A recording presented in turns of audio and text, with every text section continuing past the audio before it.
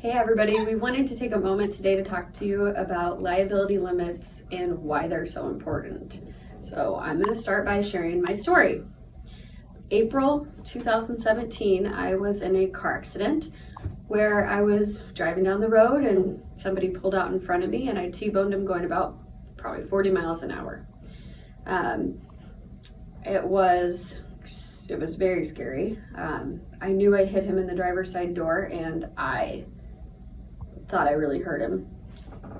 When I hit him, I also just kept telling myself, don't black out, don't black out, don't black out, because I didn't know what was going to happen.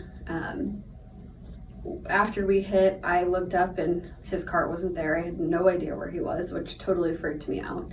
And then I looked up and people were running at me like I was on fire, which also freaked me out. Luckily, there was a person there that I knew who came up to me and said, "Are the boys in the back? Are the boys in the back?" And I couldn't even remember if the kids were in the back because I was in shock. And I finally got it out that they weren't in the back. And somehow I was able to get my phone and try to call 911. I couldn't even tell 911 where I was because I was so disoriented. I looked down at my hand and I knew that what I was looking at wasn't right, but felt no pain at all. Then I was taken out of the car by firefighters with the collar on and put into the back of the ambulance where my husband pulled up on that whole scene and he was really scared. It was very scary.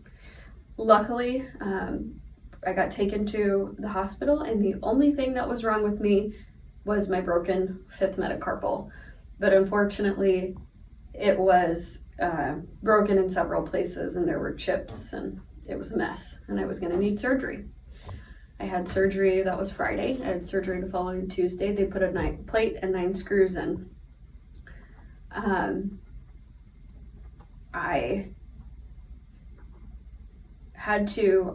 Gunnar was only a few months old at the time, so I couldn't pick him up.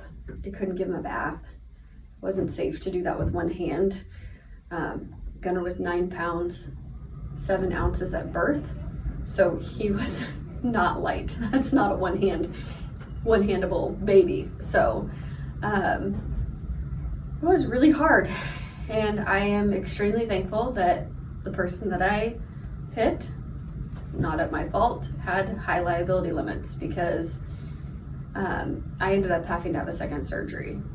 Limits that we suggest that people have are $250,000, $500,000, and to have $1 million umbrella. We suggest this because my tiny little ham bone cost almost $140,000 when the claim was settled.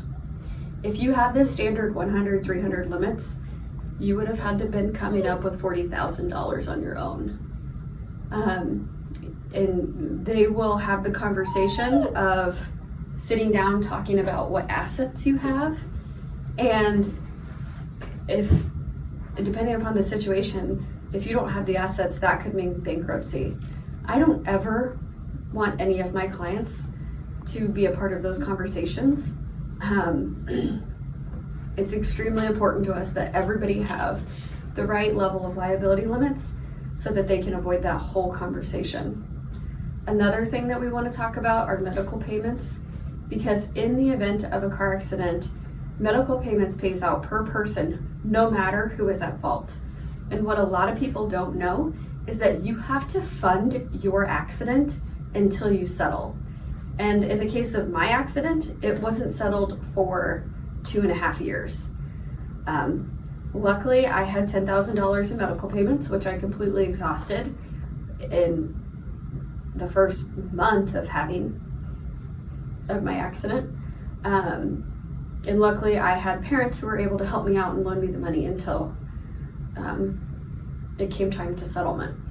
But there's a lot of expenses, and if you don't have your nest egg built up, you could find yourself in real trouble, especially considering the maximum out-of-pockets on your health insurance, which I have learned exactly what all of that means now.